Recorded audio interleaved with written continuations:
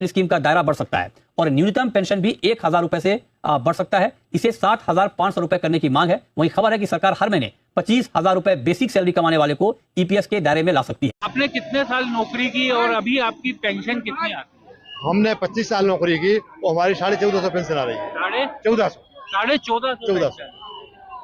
आप समझिए कि 25 साल की नौकरी के बाद 1450 पेंशन। खबर है जो आम लोगों के लिए खबर है और उन लोगों के लिए खबर है जो कामकाजी लोग हैं, नौकरी पेशा लोग हैं। हमारे साथ सुप्रीम कोर्ट के वकील नेहा राठी हैं, वो आपको बताएंगे ये जो भविष्य निधि है जिसे प्रोविडेंट फंड कहा जाता है, आम भाषा में हम लोग पीएफ कहते हैं कामकाजी लोग, उनको लेकर सुप्रीम कोर्ट से खबर है।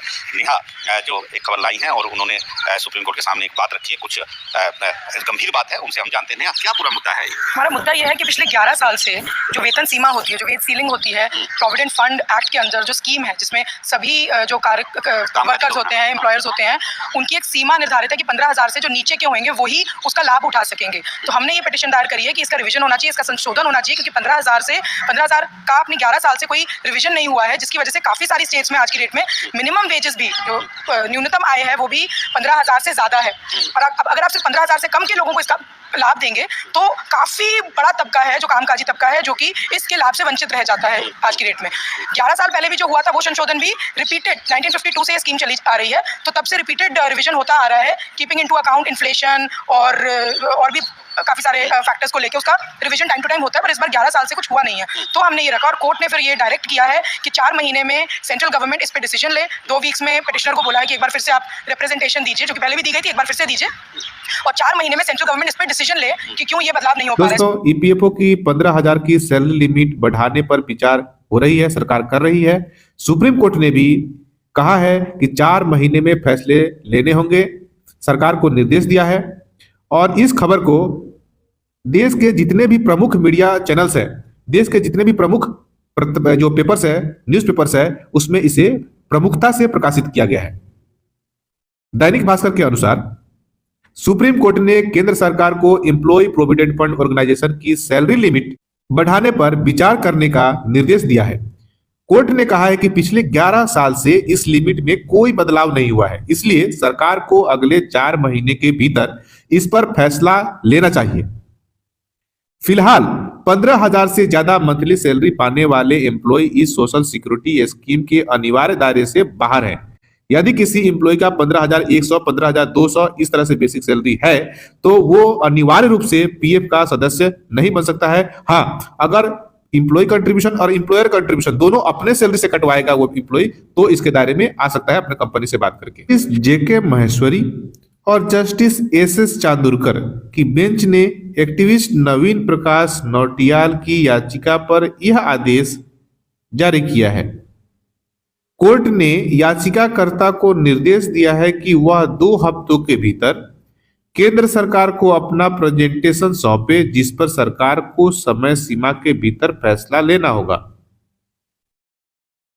याचिकाकर्ता की ओर से पेश वकील प्रणव सचदेवा और नेहा राठी ने दलील दी कि ईपीएफओ की सैलरी लिमिट में आखिरी बार 2014 में बदलाव किया गया था।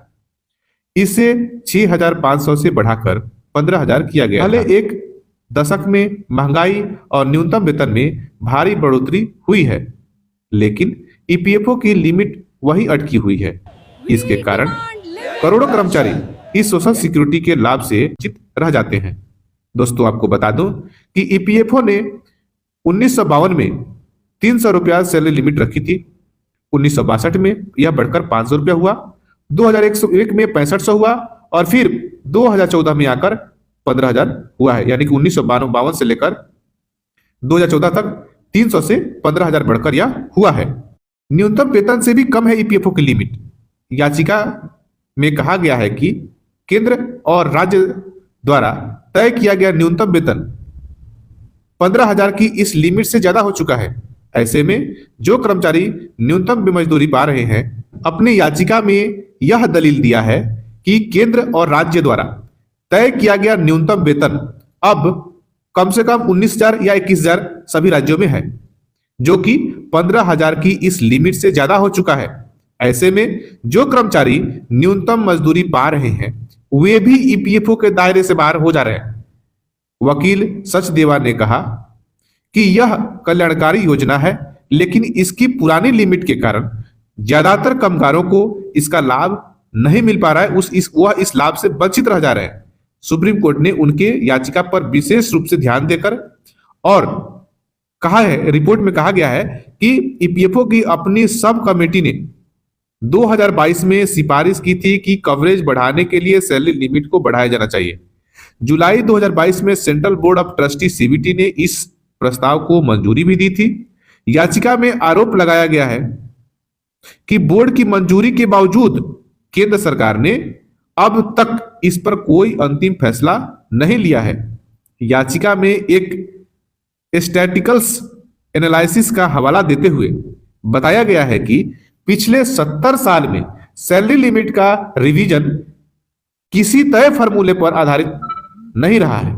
जब यह स्कीम शुरू हुआ था 1952 में, तो शुरुआती 30 साल यह स्कीम सभी को साथ लेकर चलने वाली थी। इसका दायरा इतना बड़ा था कि इसमें लगभग हर छोटे बड़े कर्मचारी को शामिल किया जाता था और उन्हें इसका फायदा भी, इसका लाभ भी मिलता था। पिछले 3 दशक अब यह योजना कई कर्मचारियों को बाहर करने वाली बन गई है। सैलरी लिमिट कम होने की वजह से लोग इसके दायरे से बाहर होते जा रहे हैं। पैरामीटर्स का भी अनदेखा हो रहा है, इसमें अनदेखी की जा रही है। रिवीजन के वक्त रिटेल महंगाई यानी कि कंज्यूमर प्राइस, जिसको खुदरा महंगाई कहते हैं, प्रति व्यक्ति आय और महंगाई दर जैसे मानकों को नजरअंदाज किया जाता है। आइए जानते हैं क्या होगा बदलाव का असर। अगर केंद्र सरकार सैलरी लिमिट को 15,000 से 21,000 कर दे, तो आज जो 15,000 पे आपका 12% 1,800 रुपये कटता है और कंपनी 1,800 रुपये देती है, उस 1,800 रुपये का 1,250 रुपये पेंशन फंड में जाता है, तो अब आपको 21,000 रुपये का 12% कटेगा और 21,000 का 12% कंपनी यानी कि इंप्लॉयर देगा और उसका ज्यादा पैसा पेंशन फंड में जाएगा। ठीक है, तो पेंशन फंड में ज्यादा पैसा जाने से क्या होगा, आपका जो न्यूनतम पेंशन है वह ज्यादा मिलेगा और अधिकतम पेंशन भी ज्यादा मिलेगा। ठीक है, तो संगठित क्षेत्र के लाखों नए कर्मचारी ईपीएफओ के दायरे में आ जाएंगे।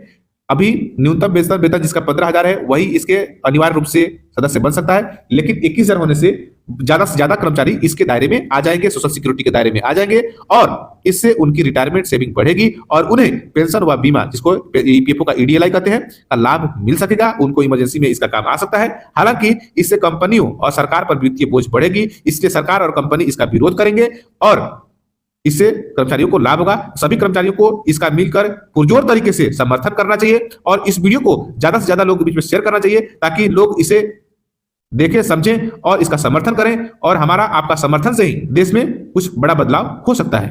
तो प्लीज वीडियो को लाइक कर दें और चैनल पर पहली बार वीडियो देख रहे हैं तो चैनल को सब्सक्राइब करें और इसी तरह के नए अपडेट्स के बारे में आपको अवगत रहना है, जानकारी प्राप्त करते रहना है, तो हमारे चैनल को सब्सक्राइब करके जरूर रखें।